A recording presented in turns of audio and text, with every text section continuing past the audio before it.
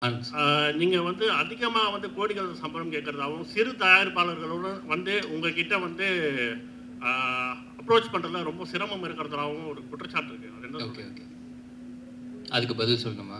அதுவும் நான் அந்த ரூம்லேயே சொல்லியிருந்தேன், திரும்பவும் நீங்கள் கேட்குறீங்க. இப்போ வந்து நம்ம நடிச்சிருக்கோம் ஒரு படம். இந்த படம் டெஃபினட்டாக டிபேட்டபிள் அப்படின்னு நான் நினைக்கிறேன். அட் த சேம் டைம் இங்கே சம்பளம் டிபேட்டபிளா அப்படிங்கிறது எனக்கு தெரியல. டிபேட்டபிள் யாருக்கு அப்படின்னா எனக்கும் ப்ரொடியூசருக்கும்.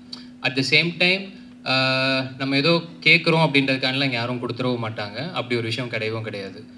இப்போ நீங்கள் எந்த பத்திரிக்கையில் வேலை செய்கிறீங்கன்றது எனக்கு தெரியல. ஐ மீன் இல்லைண்ணே, எனக்கு என்ன, நீங்கள் இப்போ இதுக்கு முன்னாடி ஒரு இடத்துல வேலை செஞ்சுருப்பீங்க. அங்கேருந்து இன்னொரு இடத்துக்கு நீங்கள் வேலை பார்க்க போகும்போது டெஃபினட்டாக நம்ம அதே சம்பளத்துலேயோ இல்லை அதே அமௌண்ட்லேயோ நம்ம இது பண்ண மாட்டோம். நிச்சயமாக நம்ம ஒரு சேலரி ஹைக் அப்படின்ற மாதிரி நம்ம கேட்டு ஒன்று போவோம். அதையும் நம்ம தீர்மானிக்க முடியாது, நம்மளோட ப்ரீவியஸ் சம்பளம் தான் தீர்மானிக்கும். இப்போது நான் வந்து கனாக்காலம் கலங்குள் சீரியல் நடித்தேன். அதில் என்னோடய சம்பளம் ஸ்டார்டிங்கில் 1000 ரூபாய். சீரியல் முடித்து நான் ஒரு 5-6 வருஷம் எக்ஸ்பீரியன்ஸ்க்கு அப்புறம் எனக்கு அதோட சம்பளம் 6000 ரூபாய். ஸோ அந்த 6000 ரூபாவை தீர்மானிக்கிறது 3000, 3000 தீர்மானிக்கிறது 1000, இப்படி தான் இருக்குது. ஸோ சம்பளம் அப்படிங்கிறது இன்றைக்கி வந்து நம்மளோட படம் எந்த அளவுக்கு பண்ணுதோ, அந்த மார்க்கெட்டில் எப்படி நடக்குதோ அதுதான் தீர்மானிக்கிறதே தவிர இங்கே தனிப்பட்ட இதில் யாருமே தீர்மானிக்கிறது கிடையாது.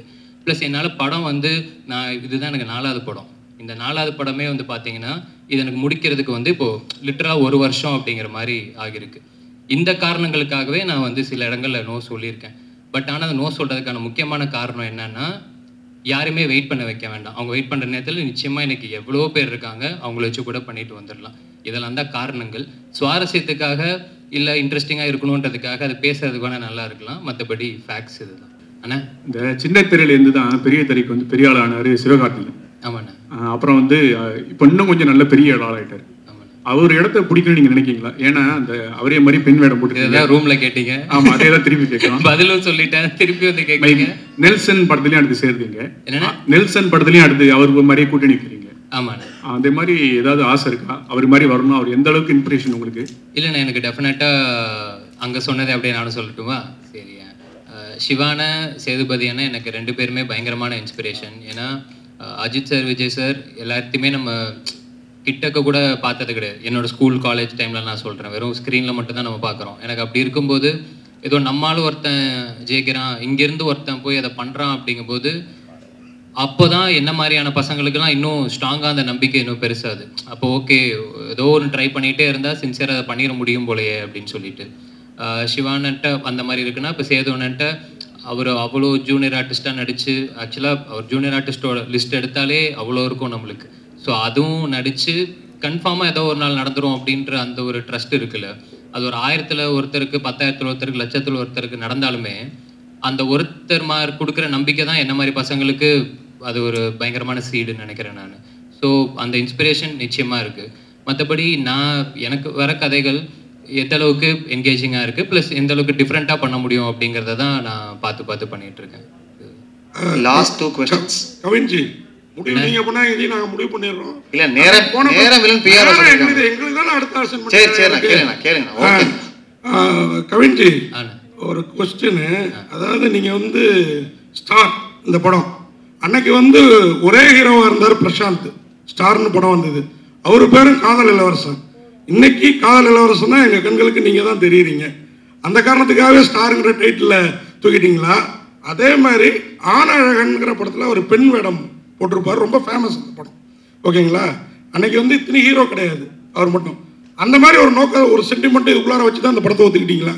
என்னோட கேள்வி. இல்லைண்ணா, இந்த படத்தோட இப்போ ஸ்டார் அப்படிங்கிறத பொறுத்த வரைக்கும் நாங்கள் எல்லாருமே இப்போ சொல்லியிருந்தோம் இல்லையா, ஸ்டார்னா வெறுமனே அந்த ஸ்க்ரீனில் வர அது கிடையாது ஸ்டார்.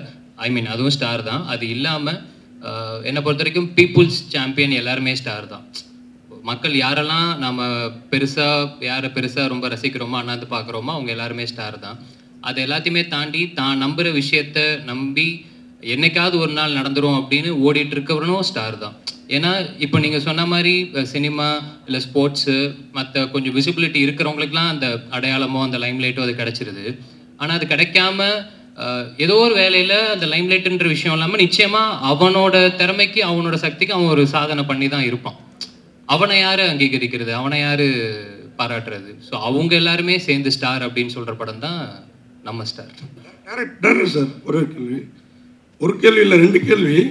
ஒன்று வந்து இந்த படத்தில் வந்து நீங்கள் எல்லாரையும் பாராட்டினீங்க, அந்த பாடலாசிரியர்களை விட்டீங்க. ஆனால் இவரும் ஒரு பாடலாசிரியர்னாரு நம்ம காம்பேரும். நான் அந்த வரி நம்ம காதே கொடுக்க மாட்டேன், அந்த ஒரு வரி வந்தது பாருங்க, என் விழி மீன்களை தூண்டிலால் அப்படின்னு ஒரு, அதுக்கப்புறம் சரி இதுதான் அவ்வளோதான் அப்படின்னு நினச்சா உன் தலையை கோதி கோதி என் கைரேகை ஜாஸ்தி ஆகிட்டுங்கிற மாதிரி அவரை பாராட்டிடுங்க. அதுக்கடுத்து இன்னொரு கேள்வி, இங்கே அந்த பேனர் தான் அவர் சொல்லிட்டாரு, எங்கள்கிட்ட இருந்து உங்களை தப்பிக்க வச்சுட்டாரு. ஆனாலும் எம்ஜிஆர் ஸ்டாருங்கிற அந்த இதில் பின்னாடி அந்த பேனரில் இல்லாமல் போன அமிதாப் கூட இருக்கிறார், நம்ம ஊருக்கு அவ்வளோவா சம்மந்தம் இல்லாதவர். அதுக்கு என்ன காரணம்? அதே மாதிரி இந்த படத்தில் ஹரிஷ் கல்யாண் தான் முதல்ல நடிக்கிறதா. 3 क्वेश्चन 2 ஏன்னா அடுத்து வாய்ப்பு கிடைக்காது. அடுத்து உங்களுக்கு என்ன காரணம் கவினை அதையும் சொல்லுங்க. ரைட் சார், இது ஆடியோ லான்ச் பிளான்ல இருக்கு சார். இப்பவுமே யுவன் சாரோட டேட்ஸ் தெரியல, மேபி ஆடியோ லான்ச் இருந்துச்சுன்னா அப்பா சொல்லலான்றதுக்காக லிரிக்ஸ்லாம் வச்சிருக்கேன். நான் எல்லாம் நிறைய லிரிக்ஸ் இருக்காங்க சொல்ல நினச்சேன். 2வது எம்ஜிஆர் சார் இல்லாததுக்கு காரணம் இல்லை சார், ப்ராக்டிக்கலான ரீசன் தான் சார். இந்த ஃப்ரேமிங்க்கு எனக்கு வந்து எனக்கு பிடிச்ச ஆட்களை வச்சிருக்கேன். இன்னொருத்தர் ஆட் பண்ணால் இந்த சிமிட்ரியா இருக்காதுன்ற ஒரு ஃபீலுக்காக பண்ணேன், வேற எதுவும் இல்லை. 3வது ஹரிஷ் கல்யாணுக்கு நன்றி சொல்லணும் சார். நான் லைக் காரணங்கள் வேற காரணங்கள் சார், ப்ராக்டிக்கலான ரீசன்ஸ் தான். பட் ஸ்டில் அதை ஸ்போர்ட்டிவாக எடுத்து சப்போர்ட்டிவாக இருந்ததுக்காக ஹரிஷ் கல்யாணுக்கு நன்றி சொல்லணும் சார். அவ்வளோதான். இளனுக்கு ஒரு கொஸ்டின், கவினுக்கு ஒரு கொஸ்டின். Okay, first இளனுக்கு. இல்லை, நான் உண்மையாகவே இது ரொம்ப அழகான மேடையாக இருக்குது. ஏன்னா ஒரு இன்ஸ்பிரேஷனான இந்த கதை எழுதுறதுக்கு உங்கள் தூண்டின ஒருத்தர் வந்து உங்கள் மேடையில் இருக்கிறாரு, அதுவும் உங்கள் அப்பாவாகவே இருக்கிறாரு. தவிர நீங்கள் இந்த படத்தை டைரக்ட் பண்ணிருக்கீங்க, இன்னொரு ஹீரோக்கு வாய்ப்பு கொடுத்துருக்கீங்க. ஸோ ரொம்ப நல்லா இருக்குது. என்னோட கொஸ்டின் என்னென்னா, நீங்கள் எப்போ ஆக்ட் பண்ண போகிறீங்க? அது கண்டிப்பாக சார், எங்கள் அப்பாவுக்கும் அந்த ஆசை இருக்குது. எங்கள் அப்பாவோட எங்கள் அப்பத்தாவுக்கு ஒரு ஆசை இருக்குது சார். எங்கள் அப்பத்தா தான் சின்ன வயசுல வந்து கேட்டுகிட்டே இருப்பாங்க. நான் ஒரு வேளை ஃபியூச்சரில் நடித்தேன்னா அந்த படம் எங்கள் அப்பாத்தாக்கு டெடிகேஷனாக இருக்கும். ஓகே, கவின் வாழ்த்துக்கள். பொதுவாக வந்து லேடிஸ் கெட்டப் போடும்போது ஒரு யாரையாவது ஒரு ரெஃபரன்ஸ் எடுத்துக்குவாங்க. கமல்ஹாசன் வந்து அவங்க அம்மாவை எடுத்துக்கிட்டாங்க. ஸோ அந்த மாதிரி இந்த படத்தில் அந்த கெட்டப் போடும்போது யாரையாவது ரெஃபரன்ஸாக எடுத்துக்கிட்டாங்க? கரீனா சோப்ரா. கரீனா சோப்ரா. ஓகே, எனக்கு சொல்லுங்க.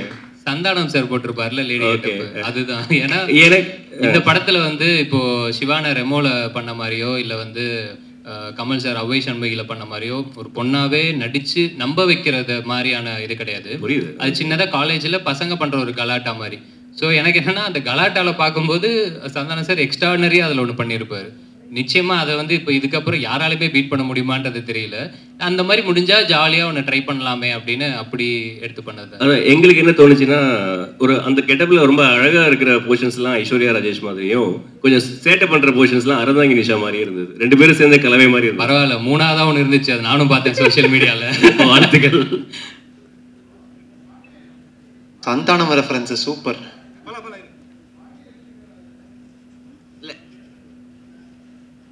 நடிச்சிருக்காங்க சார், நடிச்சிருக்காங்க. டேரக்ட் சார், ஆக்சுவலாக பேர் வந்து ஸ்டார்னு வச்சுருக்கீங்க, பின்னாடி இருக்கவங்களும் பெரிய ஸ்டார்ஸு தான். ஸோ ஒருவேளை இந்த படம் வெற்றி அடைஞ்சிடுச்சுன்னா அடுத்த லெவலுக்கு ஸ்டாருக்கு போவார். எந்த ஸ்டார் லெவலுக்கு கவின் போவார் நீங்கள் நினைக்கிறீங்க? சார் நான் ஆல்ரெடி இன்டர்வியூஸில் சொல்லியிருக்கேன் சார். சார் கேட்குறீங்க சொல்லவா?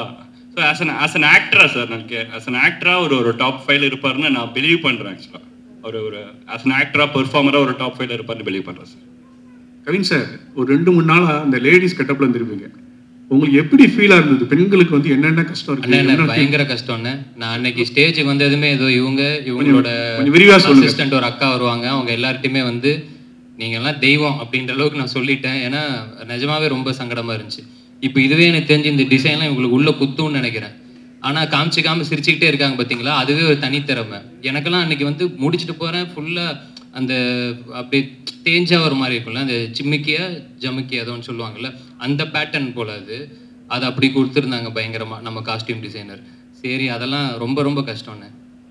ஏன்னா இப்போ நம்ம இப்போ ஒரு ஈவெண்ட் அப்படின்னா நம்ம சும்மா ஏதோ ஓகே கிடைக்கிறத போட்டு டக்குன்னு வந்துடுறோம்ல, அவங்களுக்கு அந்த மாதிரிலாம் இல்லை, அது மெனக்கெடுதல்லே பயங்கரமாக இருக்குது. ஸோ அதெல்லாம் இனிமேல் யாராவது கலாய்ச்சா நானே கேட்பேன், எவ்வளோ கஷ்டம் தெரியுமா அந்த மாதிரி.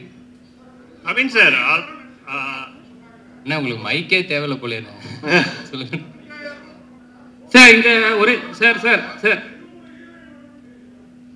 அடுத்த 2 படத்துல ஹீரோயினே கிடையாதுண்ணே.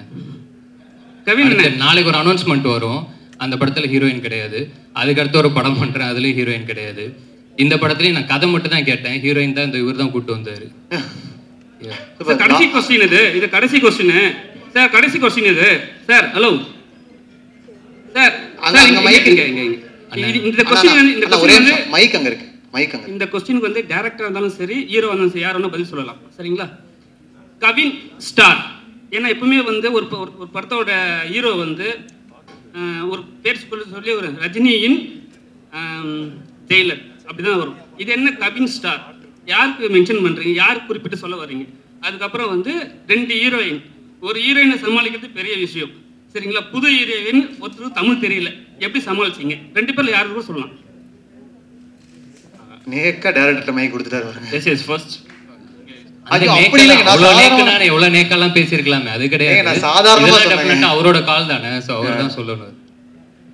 ஸ்டாரிங் கவின் போட்டிருப்போம் அப்படின்னா இதில் நடிக்கிறாருன்றது அர்த்தம். இந்த படத்துக்கு அந்த வார்த்தை யூஸ் பண்ணா ஒரு மாதிரி வார்த்தை விளையாட்டு மாதிரி அழகா இருந்துச்சு, அந்த ரீசனுக்காக போட்டோம். ஹீரோயினை சமாளிக்கிற அது வந்து அந்த கொஸ்டின்ஸ் எனக்கு அதில் உடன்பாடு இல்லை. அதில் இல்லை. ஏன்னா பார்த்தீங்கன்னா அவங்களுமே அவங்களோட பெஸ்ட்டு கொடுக்கறதுக்கு அவ்வளோ ஹார்ட் ஒர்க் பண்ணி ப்ரொஃபஷனலாக 2 பேரும் பண்ணி கொடுத்தாங்க. ஸோ சமாளிக்கிறதுக்கான வேலைகள் அங்கே எதுவும் இல்லை. இல்லை சார், என்னன்னா 2 ஹீரோயின்னாவே. ஆனால் நீங்கள் கேட்டது இன்னொரு நான் ஆடடாகவே நான் சொல்லிடுறேன். ஒன்றும் இல்லை, இப்போ இவங்களுக்கு டெஃபினட்டாக தமிழ் தெரியாதுண்ணே. பட் ஆனால் அவங்களுக்கு தமிழ் தெரியல அப்படிங்கிறது வந்து ஸ்பாட்டில் நாங்கள் யாருமே ஃபீல் பண்ணல. உச்சரிப்பு அதெல்லாம் பிரச்சனை இருக்கும், இல்லாமல் கிடையாது. பட் ஆனால் அவங்க ஒரு பெரிய 40 பேஜஸ் ரூல்டு நோட் ஒன்று வச்சுருக்காங்க. சீன் பேப்பரில் என்னெல்லாம் போகுதோ அதை வந்து அவங்களுக்கு டிரான்ஸ்லேட்டர் ஒருத்தருக்கு வந்து அவங்க அதை தமிழில், இப்போ நம்ம தங்கிலீஷ்னு சொல்லுவோம் இல்லையா, அது அவங்களோட புரிதலுக்கு ஏற்ற மாதிரி அவங்க அதை மாற்றி இங்கிலீஷில் எழுதி அந்த தமிழுக்கு மாற்றி அதெல்லாம் பண்ணிட்டு தான் அவங்க வருவாங்களே செட்டுக்கு. ஸோ இந்த மாதிரி எல்லாருமே அவங்களோட வேலை செய்கிற இடம் தானே இது. ஸோ அந்த டெடிக்கேஷனோட சின்சியராக தான் எல்லாருமே வேலை பார்த்துருக்காங்க. சூப்பர், ரொம்ப ரொம்ப நன்றி, தேங்க்யூ ஸோ மச். ஸோ இத்துடன் இந்த விழா, இந்த சந்திப்பு இனிதே நிறைவடைகிறது. Thank you so much. May 10th world wide release star. நாங்கள் எல்லாருமே உங்களுக்காக உங்களை தேடி வரோம். உங்களுடைய அன்பும் ஆதரவும் ரொம்ப ரொம்ப தேவை. அது மட்டும் இல்லாமல் இன்னைக்கு இங்கே கூடியிருந்த யாருக்காவது ஏதாவது ஒரு அசௌகரியம், any inconvenience, on behalf of star team நான் மன்னிப்பு கேட்டுக்கிறேன்.